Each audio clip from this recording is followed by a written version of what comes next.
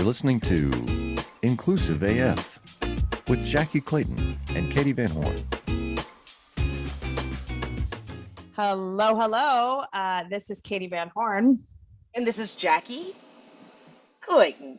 Wait, we're back to the pause. Are we really? You know, I was kind of feeling it. I feel kind of slopey. I don't even know what that means. We're referring back to bad behavior, folks. That's what it's all about here in this here United States. Bad behavior. So this is the Inclusive AF podcast. And we have some amazing guests that are joining us today. This is a little bit of a crossover. So Jackye and I both were able to join their podcast, and now they are joining us. So Wendy and Jon, I'm going to have you go first, introduce yourself, and then we'll skip over to Jon. So welcome, Wendy. Well, thank you. So excited to be here and chatting with you both. And of course, always loves chatting with Jon. I'm Wendy Dailey. I'm a talent acquisition professional, been in the business a long time, have seen a lot of stuff. But I enjoy podcasting, blogging, helping out my daughter's Girl Scout troops. And my latest and greatest adventure is boozy ice cream. So, oh yeah, we will be discussing that because I've been seeing a lot on your socials about that. I'm like, we got to go. Road trip, Jackye. Road trip to South Dakota. Come on in. And Jon, welcome. Thank you. I'm Jon Thurmond, and for those of you that don't know us, Wendy and I are not married. Yeah, exactly. Put that out there. We've been doing this long enough. We think most people know, but never sure. An HR professional. It's been at this longer than I want to admit. Podcasting for longer than I want to admit. I got back into professional wrestling during COVID, and that has become something very, very important to me. And I'm collecting wrestling cards. I got a problem. I got a real problem. Okay. But I'm having fun, and I'm staying out of trouble. But I'm really glad to be here. We always love having people like you and Jackye on the show and having the conversations we've been able to have. But then it's fun to come to another show where we don't have to prepare. I really appreciate that. Yes. So really, well, don't worry, Jon. We don't prepare either. That is okay. Can you believe it's not scripted? That is awesome. That's the best line so far. So I know that we got in deep on romance novels when I came over to visit you all on your podcast. But Jon, I want to dig in on this professional wrestling piece first. When you said that at first, I was thinking, wait, you're wrestling? Like, that's amazing. I've heard that before. I am large, but I don't wrestle. I'm not physically capable of doing the things that these performers are able to do. Okay, so when you say you're following wrestling, collecting cards, so who is your favorite wrestler? Okay, currently it's Asuka, who is a Japanese female wrestler who is in the WWE. Okay. She is an incredible businesswoman who has a background in graphic design and started wrestling young, actually took a break, had her child, got back into wrestling, has been wrestling now for, like 16 or 17 years, and has gotten to the WWE, which is the platform to be on, but has her own YouTube channel. She's just awesome. And she wears crazy get-up outfits. She's incredibly entertaining, and she spits green mist, which is the sign of the coolest. Wow. That has been a standard of many Japanese wrestlers over the year. If the green mist will blind you, the black mist may kill you. So you got to be careful. But yeah, for sure, it's Asuka. I just adore her in every way possible. So I have a story for you, Jon, that I think you'll appreciate. So the neighborhood that I used to live in, I would go walking with, in the mornings because it's Arizona. So it's always the mornings because it gets hot. And I was walking one day and there were two women in front of me. One was pushing a baby carriage and the other one was like turned to her and she was pregnant. And I noticed they both had very long, dark hair. And then the other one turned and she was also pregnant. And I realized it was the Bella twins. They were walking in my neighborhood nice. While they both were pregnant, and I was like, so I just went up. I was like, hey, I love you guys. You're awesome. And I was like, and I'm not a stalker. Bye. Now, did you know them from wrestling or did you know them from Total Divas? From Total Divas, let's be Fair clear. enough. Yeah. That's the extent of the wrestling that I can watch. I think is Total Divas, where they have, little clips and like when they're training and whatnot. But big fan of theirs. So I also though like most of the divas, just because I think they have done a phenomenal job of just highlighting just women in wrestling, period. So anyway, sorry, totally off topic. Yeah, you said there's no topics and no subject. Right. That's okay. It's fully That's on what we topic. want. It's working exactly the way that we built it. This is our plan always our plan. So Wendy, let's talk about your ice cream for a moment. Oh, sure. Yeah.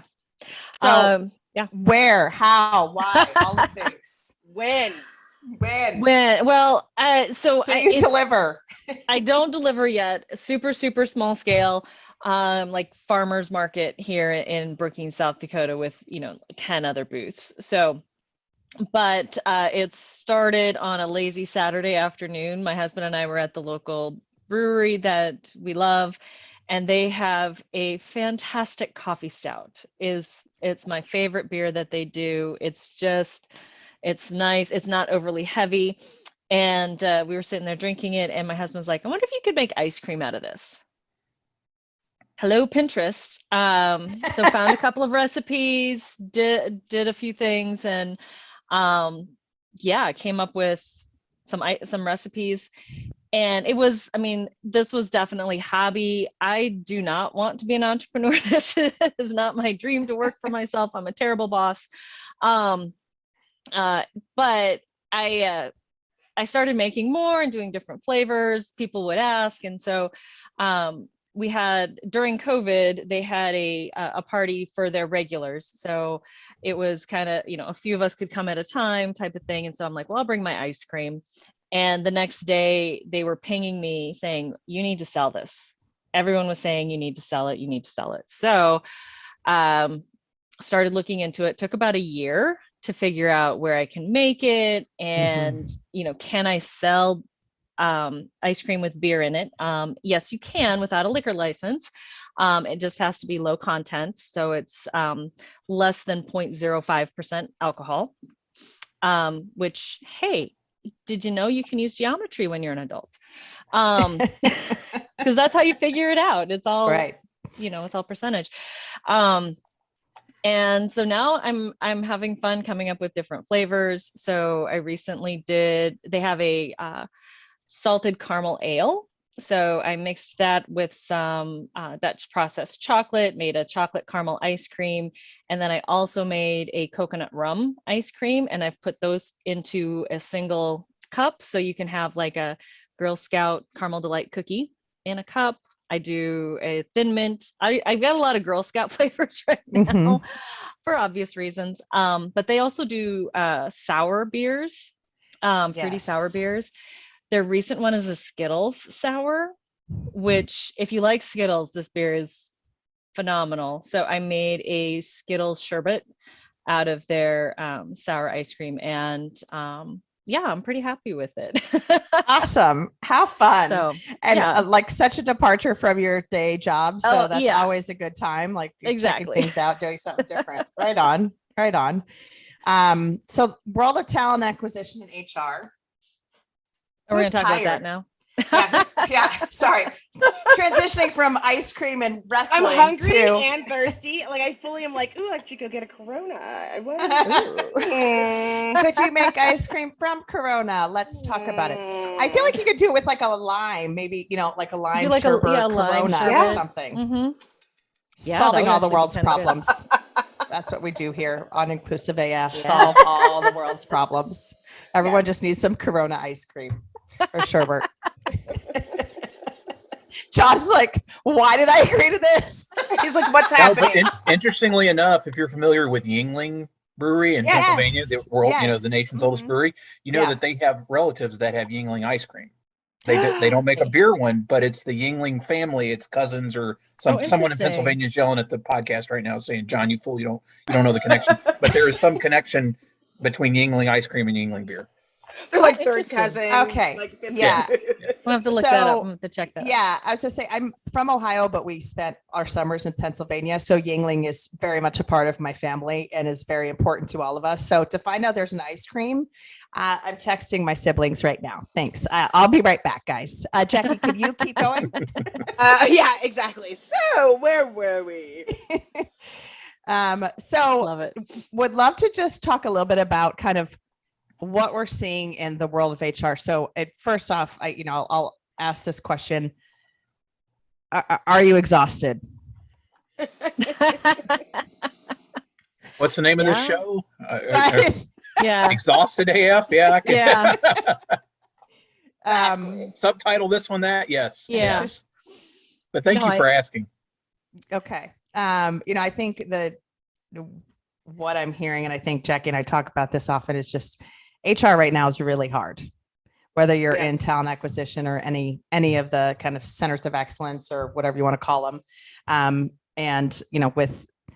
We have not had a reprieve since 2016, I don't think, actually, because everything has been a hit, from benefits, from how we handle certain things that maybe we handled differently prior to that, etc. But would love to hear what good stuff is going on in your world right now from a work. And we don't have all day, folks, so I'm going to need no, I'm just kidding. We'll wait. We'll wait. It's fine. I should have prepped you with this question. I didn't know it's going to be that tough. From my perspective, I think that I'm at least seeing more of a willingness to do different things, to try different things. So, we're going beyond what's worked in the past. We're trying to figure out, what can we do that's maybe a little bit different? What are the competitors not offering? If we're not going to bring our wages exactly to what they're offering, when you're competing with the Amazons of the world who move kind of quick on some of that stuff, we're not going to move that fast. Not everyone can move that fast when it comes to base salaries, but what can you move fast on? Where can we offer something that someone else isn't, so that we can stand apart, and then do it consistently? I work for a very large healthcare system, so trying to get one part of the organization to do what the other part of the organization is doing can be tricky. So if we have listeners out that are listening to this podcast, can you give them any ideas or any piece of advice of things that you've seen that are working? Not to sell your secret sauce in any way of what you're doing to recruit folks, but what cool things are you trying that are working? Right now, so healthcare system. So obviously, always trying to get nurses to come in and sign with us. So we're obviously trying to get them earlier while they're in school. But one project I'm working on right now that I'm kind of excited about is we're trying to figure out how can we pay them to study for their national exam. Can we put some dollars behind giving them time to study, giving them prep time? Law firms do it. Why can we, not that we have to give them 6 months, but can we give them a week? Can we give them a few days and bring them in and help them study for a few days? So I think, that's one thing we're looking at. We're also looking at, how can we create an incentive system that's across any incentive that we do, not just referral bonuses or sign-on bonuses, some of those traditional ones, but can we give somebody some sort of referral incentive when somebody applies, when they share that referral online?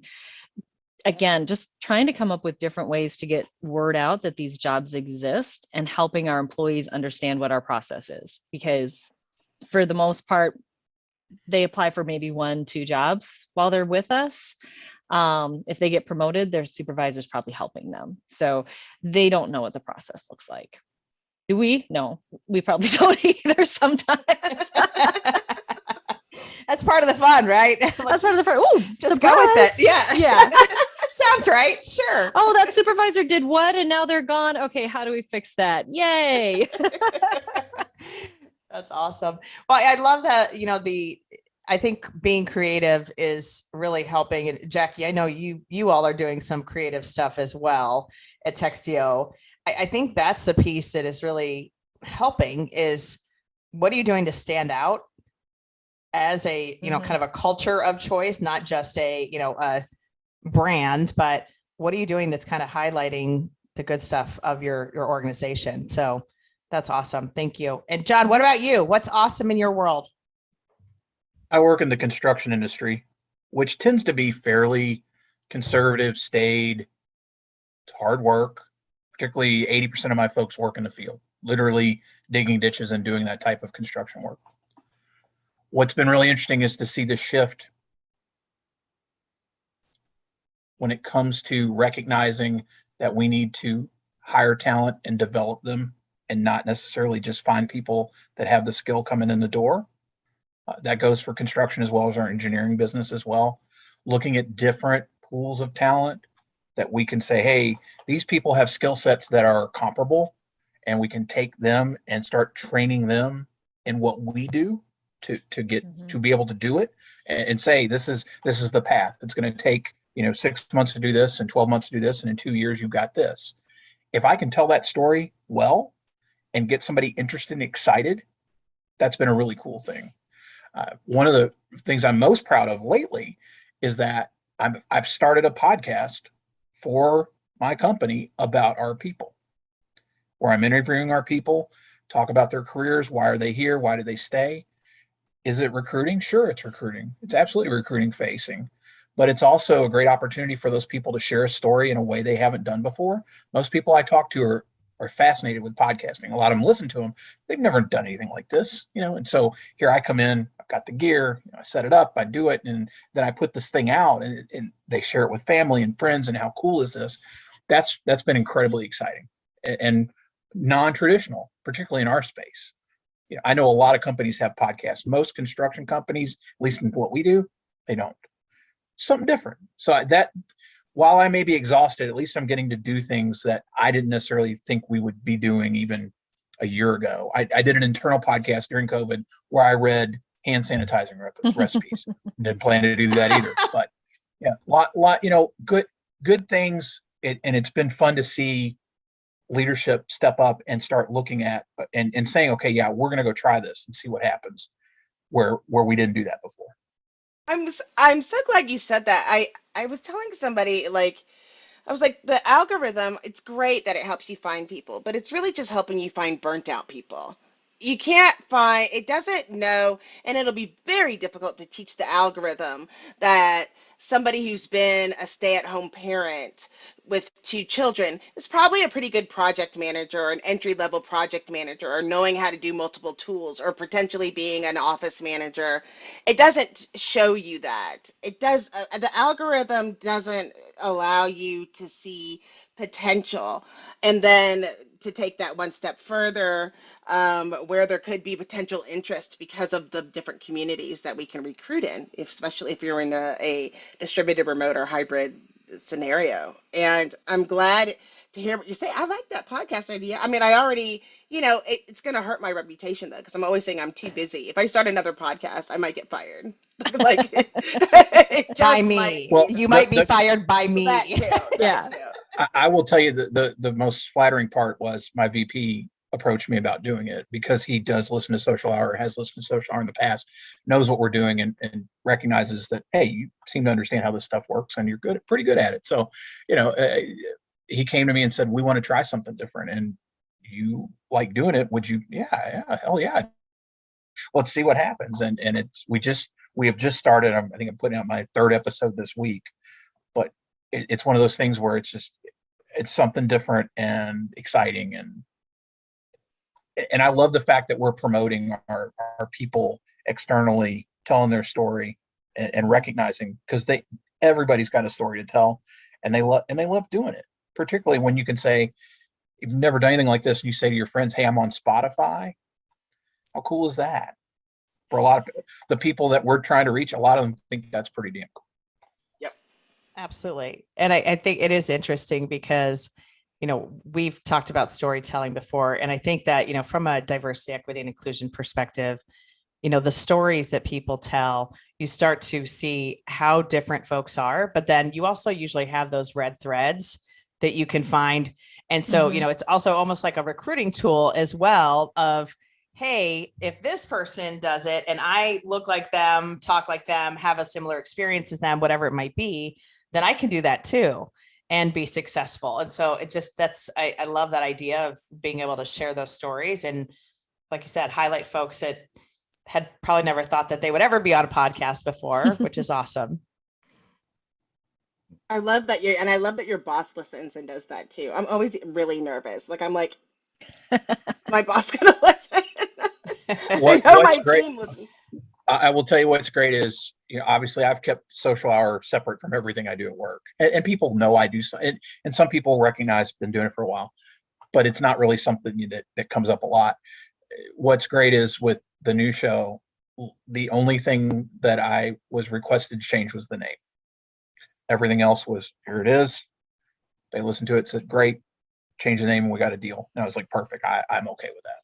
I was not tied to anything like that.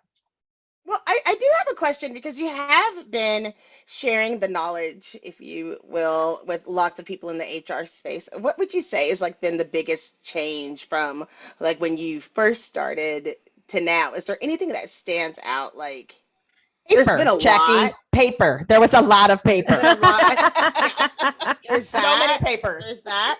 But what else like is significant that would you say that stands out? Yeah, aside from paper, I think that even most recently there's this shift from the way we've always done it. More and more people are willing to step away from that. I always hate talking about the younger generations, but separating us by generations. But I don't know if it's the younger generation or just the fact that they have access to more information. So when I'll group us all together, when we were growing up, or in our first jobs, you would just assume that's the way it always was, and bosses sucked and you just had to put up with it. And now people are out there saying, no, you don't. And that there's more options. And I think about that a lot because I live in a small town. So my options before for jobs, if I wanted to stay in HR, were pretty slim. Now, if I wanted to, I could knock, hey, Jackye, I want to come work for Texio. Can you help me find something there? And I could, might be able to do it from my house. I don't know. South Dakota seems to be a place that people don't want remote workers at, but there's more options now for people to find work that they enjoy, that gives meaning to their day-to-day work. So I think that's probably one of the biggest changes that I've seen. I think kind of to expand on what Wendy said in terms of that transparency, that in the past, companies held those secrets tight.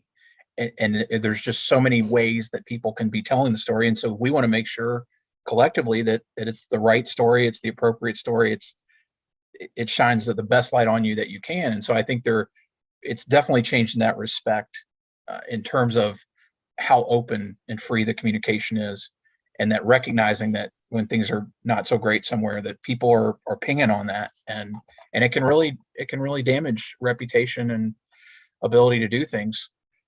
I think that's been a big difference. And I think for me, particularly once I got involved with social media, I worked way back. I worked for a Fortune 200 company where I knew the HR people there. That was it. I wasn't connected. I may go to a local HR event every once in a while, but I didn't really know anybody. When I lost that job and got involved, particularly with Twitter to start, all of a sudden you're making these connections all over the world, and you're figuring out that, oh, wow, we're all dealing with the same shit. I'm sorry, I don't know if you put the explicit label on this or bleep it out. I think bleeping's funnier. But we're all dealing with these things, but all of a sudden we had this opportunity, and particularly since starting Social Hour, somebody once said, you've got the biggest Rolodex of anybody I know, because we can contact people. You name the topic, we probably know somebody that's an expert in it. Or if they're not, they know the person who is. And I think that's been a really amazing thing over the last many years. Awesome. Like, I think that's a piece, like the network that you build in this community. So I just had a situation last week that I had a candidate who was kind of being a little squirrely, and I said to the hiring manager, I said, it's interesting because folks don't realize how small industries and communities are. until they, something like this comes up. And then 5 years later, 2 years later, whatever it is down the road, they're a vendor, they're a customer, they're a whatever. And so that network of community that you can build and have success with and be able to really leverage throughout the years is such a huge thing. And I think that's one of the pieces that I love as well about our HR community, is that we are all here to help each other out. And it is a, hey, Jon, do you know anyone who does this? Or, hey, Wendy, do you know anyone who does that? And, here are 5 different people that you could reach out to, which I truly appreciate. That has always been really, I think, just kind of special. Well, and friendships Sure. that we've had for so long, I think is Yes. amazing through multiple jobs, and I think that it has come full circle. I think I've been starting to work with an account manager at a firm at a tech firm, who was my first account manager, my first recruiting job that I ever had. And we've just stayed in contact all this time. And that's been a benefit, to be able to have that level of trust. And I think it's also important when we know how HR was before versus now. We know how that game is played, and the fact that when you are within communities, and it's not just like our friends, it just seems to be a common thread when you share with other HR professionals, like we know those stories, and we kind of have that empathy that we can share with each other, because it's not easy. No, You it's know? not. And I Well, think we- that's been the good thing too, is we've been able to come together and understand we're not in it alone, Yes. which Mhm. before that, I know a lot of folks talked about how, you'd lurk on Twitter with the HR community groups and you're like, oh, well, no one cares what I have to say. And you realize, oh, I do know what I'm talking about, and people do care a little bit. Absolutely. And I think that's also the expertise, because I think the folks coming in, so I'm hiring a recruiter right now, and I grew up in recruiting and then switched over to more generalist HR business partner and then kind of moved up the ranks. But talking to like fresh out of college recruiters or folks that are like, maybe have had a year or two of working as a recruiter, it's always so fascinating to me, because it is that evolution of how things have changed and how things have stayed the same. But it's also bringing them into that community to say, here are the folks you should reach out to. Here are the folks you need to know and listen to, and all of those things. So it is, I think that part's fun as well. Mhm. DEI. So I was going to say, I was debating smell whether I wanted to toast? go here or not. I'm going to go somewhere. So I want to talk about social media, HR and social media, Jon. I think this is a very What do you want to talk about? So please note this episode won't be coming out for a few weeks. However, I think it's just a good lesson, and as an HR person, what you should and should not do on social media, or how you should interact with folks on social media. So I'll open it up there and kind of see where we go. So Jon, do you want to share? Oh, absolutely. Yes, I'd love to share. Okay. You don't have to name names. Look, no, I won't. But so look, let's play the cards on the table. I'm a straight white male in my late 40s. I'm also morbidly obese. It's fact, right? I have been really fortunate over the years. I know people talk about these things. I'm not stupid, but I also recognize that I work in a community that's primarily female, right? Like I was a public school teacher that was heavily female. HR, I got out here, and I know a lot of people when I first started in the business, I worked for a lot of women, and some of my friends they couldn't get over that. I'm like, it's just how it is, right? Like I don't know. To me, that was not anything. I say all that to say that I have been very fortunate. I've tried to help people where I can that are not as situated as well as I am. So for the first time that I'm aware of, that I know of, in my years of doing Twitter, which is like 10 or 11, I got fat shamed today. And today is Star Wars Day. So may the 4th be with you, even though it's 2 weeks later when the show comes out. But I was fat shamed based on a caricature of me or an avatar from a 80s podcast I do. And interestingly enough, it's another HR professional that decided to take that avatar and make a joke about it's anti-diet day. It's not even that funny of a joke if you think about it. But I made a comment back to him like, hey man, like, why are you trying to fat shame me? That's just silly, whatever. And the response was, well, I'm fat too. And you put something out like that, you're going to get a reaction. Well, okay. I didn't put it out to say, hey, make fun of the fat guy, which you can make fun of me all you want. Cause you know what? I don't fucking care. I don't fucking care. I've got a lovely wife. I have 2 beautiful children. Everybody's well situated. I got a good job. I've had this amazing podcast with this amazing co-host that's with me today. I've got friends. I've been part of this HR community for a long time. And so for one piece of shit, or excuse me, I shouldn't say that, for one misinformed jackass to put that out there, it's just sad because in their Twitter profile, it says they're an HR professional. So if they're making fun of another HR professional about their weight, what do you think they're doing in their office or remotely or what? I don't know what their situation is. It was just really interesting because I just expected Star Wars Day to be like, yay, Boba Fett or Mando or Grogu or, you know, I wear an X-Wing suit in my picture. And yeah, I'm fat. I don't fucking care. Like you don't, all you do is make me laugh. It was so shocking. But the reply of, well, I'm fat and it's not personal. Then what the hell is it? Like what?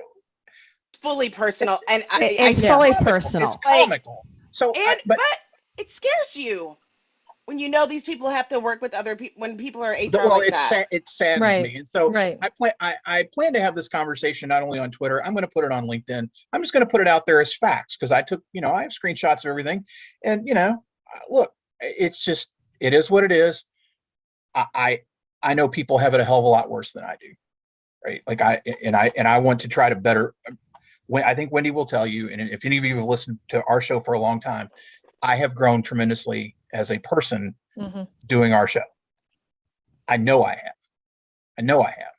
And part of it is because we have talked to so many amazing people that don't look like me, that don't speak like me, that don't have, I mean, we're HR peers or we have something, you know, but then it turns out we have a lot of other things in common that I would have had no idea. Right. So anyway, it's an interesting exercise. The timing of the show, just, it was comical. Like I texted Wendy, I was like, this guy's trying to fat shame me. I was like, what the hell? Well, and I think that the piece that is there are multiple pieces that it is unfortunate about the situation. You know, obviously the fat shaming just in and of itself is not okay. But I think it's also like, it's not a joke. Like if, you know, maybe if you had some sort of relationship that you guys had that banter back and forth offline or whatever, that might be something different.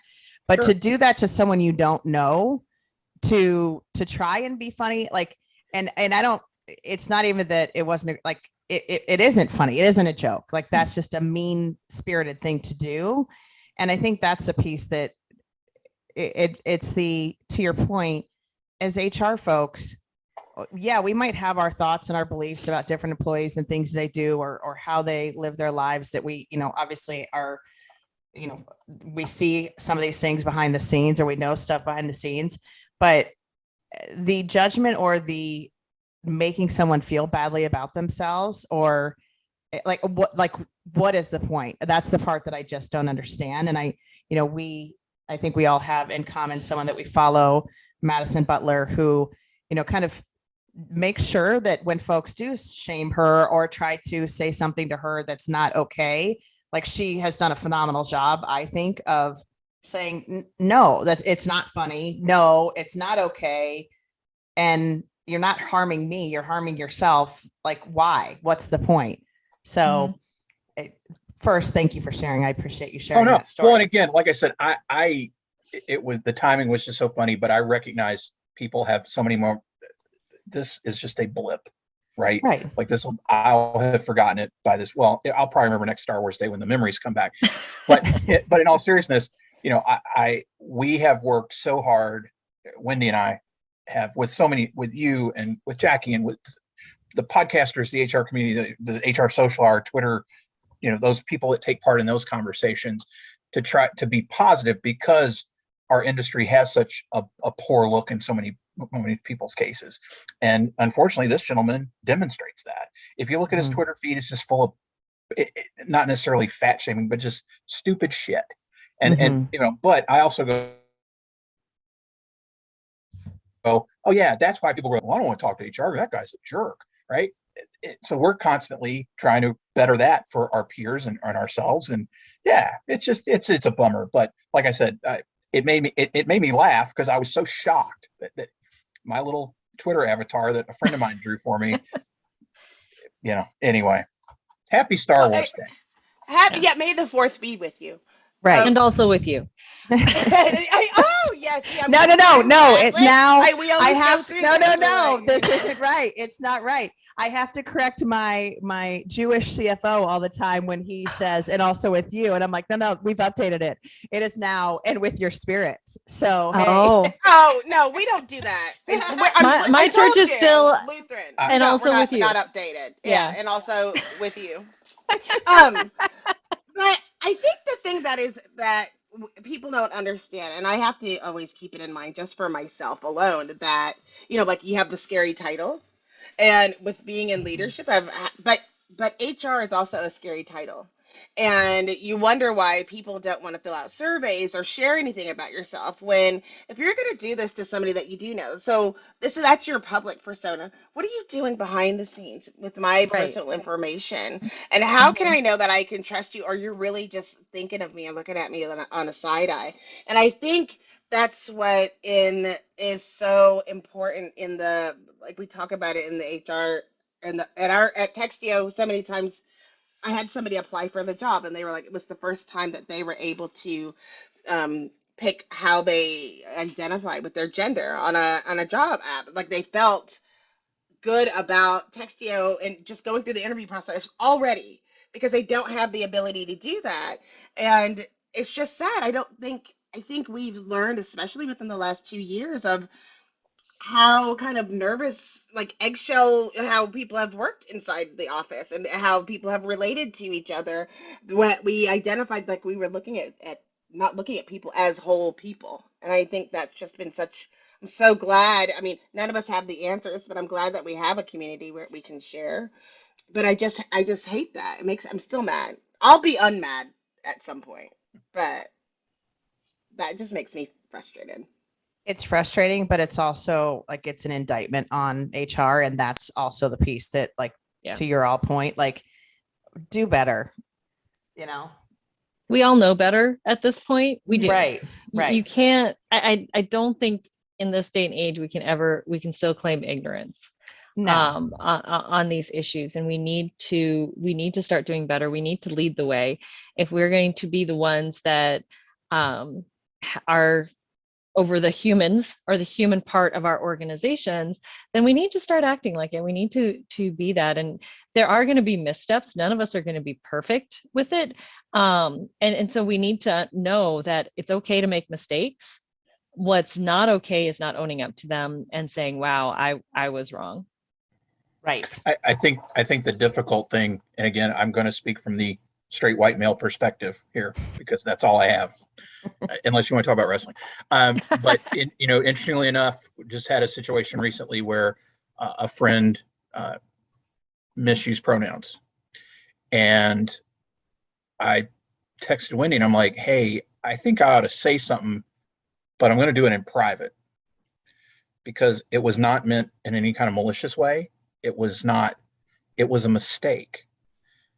But I think, unfortunately, so often, and I'm not indicting anybody in our community necessarily, but people are so quick. If they had picked up on that other straight white male could have very well gotten nailed for something that was an honest mistake. So I said, hey, may want to, and they did, and they said, oh shit, like I even knew what I was doing. I just said it. They fixed it. I know it. Wendy knows it. That person knows it. But I'm glad I did, because I have not stepped up when I've had that opportunity. But I also I appreciate the fact that I could do it in a way that didn't put that person front and center. When again, it's a mistake. It was not. If it was like this gentleman I'm dealing with today, there's probably a litany of things where you go, oh, that's just an asshole, and it's another thing. In this case, it wasn't. It was legit, and it was like, oh, wow, I thank you, thank you for helping me fix this. So, anyhow. Yeah, and I think that's part of it too. Is we're all on a journey. And, I talk about this with clients all the time is we're all on a journey in our organization, whatever organization that is, but we're also on a personal journey of learning about some of these different things. And the more we can create awareness and help each other, the better off we're all going to be. And so that's the critical piece. So, all right, what we like to do at the end of our episodes, and yes, time just flew, so I don't know how we're at time, but we are. I need to go get some ice cream, and so I'm going to need to wrap this up, folks. No, I'm just kidding. Would love to hear what's one thing you want to make sure folks heard during this episode, one thing for people to take away.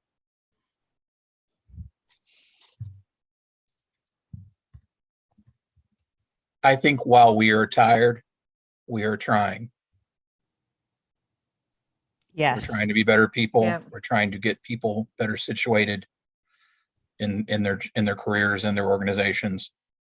And don't let people on social media get you down. That's like the quote of the day. Can we put that on a shirt? Because we are Sure. trying. We can put it on our store, and we give all our Yeah. profits to charity even. So Yep. I'll donate it. I love that. Perfect. Because freaking, we are tired, but we are trying. That was trying. beautiful. Yep. It's a Hallmark card. Thank you. I appreciate that. Wendy, what you got? I don't know. That's kind of along the same lines that I was thinking is, we know better, so let's do better. I like that the South Dakota just came out when she did that. It did. I don't know, Oh, Oh gosh, yeah. Don't you know? There's a few times it comes out. Yeah. Mm-hmm. It was awesome when I lived in Virginia, though, when you'd get the South Dakota with the Olawoods going. Yes. Yeah. It's a whole situation. That's awesome. Jackye, what you got? Wait, I just have to tell this. Okay. But like my kids are silly, and when they were little, we went to Canada, and they were like, "Do they always talk about hockey?" And we're like, "No." And they're like, "Are they going to say a boot?" And we're like, "No, stop. We're going to get in the Uber. Be nice. They're not going to talk about coffee." So we get in the Uber, and the first thing the guy goes is, "Oh, you're in from Oregon, eh?" Or like that's what they said. You say "a" lot, and my kids were like, "Oh, hee hee," and they were like, "Oh, what's that giggling about?" And I was like, "Oh no!" And then he goes, "Do y'all watch hockey?" The kids like fell out. Like I totally tried to be, that's a stereotype. We're gonna be inclusive, whatever. That ruined it for me. Now they don't believe anything I say, but Did he call you hosers? That's the only thing that would make it the better. hosers, yeah, and Labatt's. Or what isn't it? Labatt's. That was the only thing that was missing. What was that movie? Strange Brew. Strange Yeah. Brew. Strange Brew, yeah. Thank you. Yes. Which is actually based on Macbeth.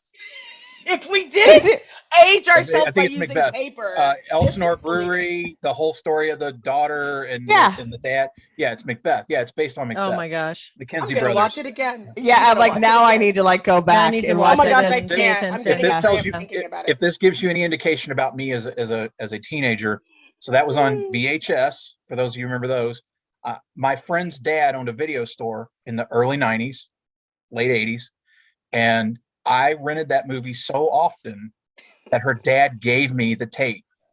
He's just like, just keep it, kid. Because I love Bob and Doug McKenzie, and that movie is phenomenal. Yes. And actually, in high school English, we talked about how it was the whole tie into Macbeth. Yeah. I wonder where you could find like that. So listeners, if you're under 40, really great movie. You should really go watch it. Google it. Yeah, you'll enjoy it. Google it. Always a win. Jackye, what you got? Let's wrap it up. So sister. I think one of those things is like just community. Stick with try to build your community and network using social media to do that. Mm-hmm.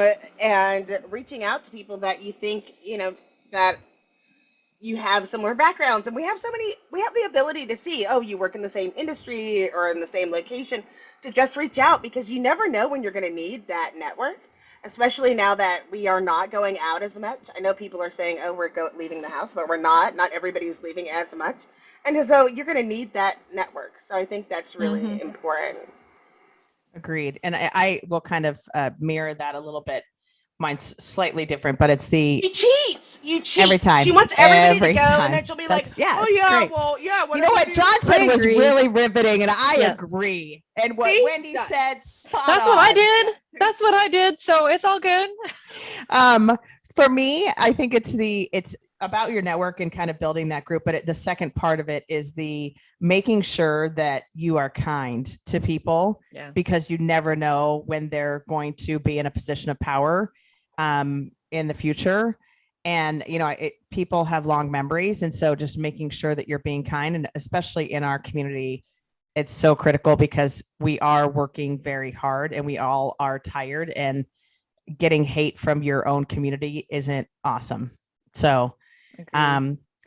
all right. Well, I think we're all going to head out and go find some ice cream and Yeah. some Yingling. We can't get it here, John, by the way. Yingling Yeah. can't get it in Arizona. Although while we were here, I did Google their ice cream and they've got some awesome flavors I'm going to have to copy. Oh my God. So, okay. So Yeah. Wendy's got work to do. I got some work to do. They have a black and tan. They have a butterbeer. Oh, nice. yeah. Okay. Oh. Yeah. Focus. Okay. John, I think Okay. you're probably the only one who could actually buy that ice cream. It's only in Pennsylvania, as far as I know. I don't think they distribute the ice cream because, again, Yeah. same family, different family Yeah. lines are But connected. Okay. you're much they're- closer than the rest of us. Yeah, Road but trip. yeah, I'm going to be there in 2 weeks for work. I'll maybe I There can you try go. to find some. Yes, There you let go. us know. We would Aye, like a full aye. report. Our Mhm. listeners need a full report as Yeah. well. All right. Well, thank you all for listening. Wendy, John, thank you so much for being here. We truly have enjoyed this conversation. And this is Katie Van Horn. And this is Jackye Clayton. Bye. Bye.